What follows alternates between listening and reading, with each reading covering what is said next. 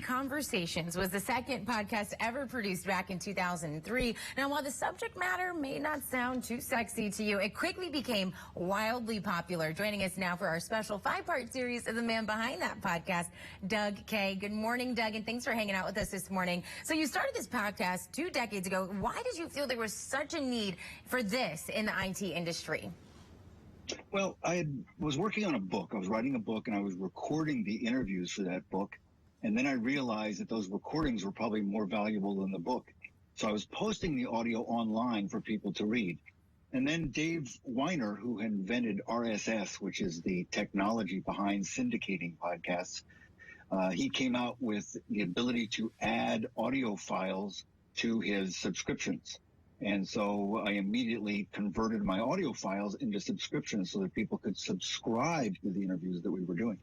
I love that. And you know, one thing about podcasts that I do love is the subscription part, where I get alerts on my phone that tell me when what I'm following or what I subscribe to has a new episode up, which I think is really, really cool. What kind of impact are podcasts having on traditional media?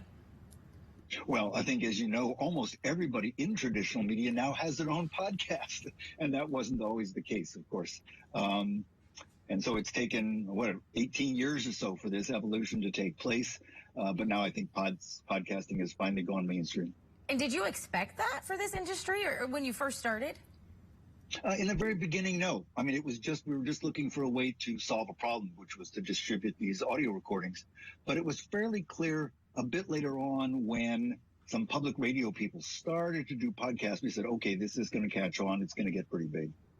And, you know, when I say back in 2003, it's hard to imagine a life for me without podcasts. And so it's kind of jarring to hear that year. So what is one piece of advice that you have for people looking to break into the podcasting industry? Because like you said, a lot of people have them, but I'm not so sure that everyone can do it, too, at the same time.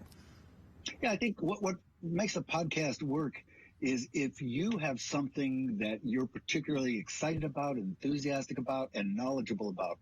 You know, don't just put on a podcast with your, gossip of the day, but really something that you're passionate about will make a very interesting podcast for other people. So total number of podcasts right now, 2 million as of April 2021. That's on our screen right now. I mean, that is just explosive there. If someone out there is saying, okay, like this podcast idea sounds pretty cool, haven't listened to one, what are your top podcast recommendations? Well, I listened to a few. I listened to a podcast from Malcolm Gladwell. I listened to Preet Bharara, who was on CNN and was formerly a federal prosecutor. Fareed Zakaria has a great podcast. I see that's up there. Michael Lewis, a local writer here who's very well known, is great. So these are podcasts that I listen to all the time. They're great. And you know which one I love? Gary V. He has such motivational advice. He's just the thinker that I wish that I was sometime. But what is one lesson that you still use today that you learned from podcasting? Well, I think that, first of all, you have to remember you're doing it for an audience. That's really important. So keep it short, keep it concise.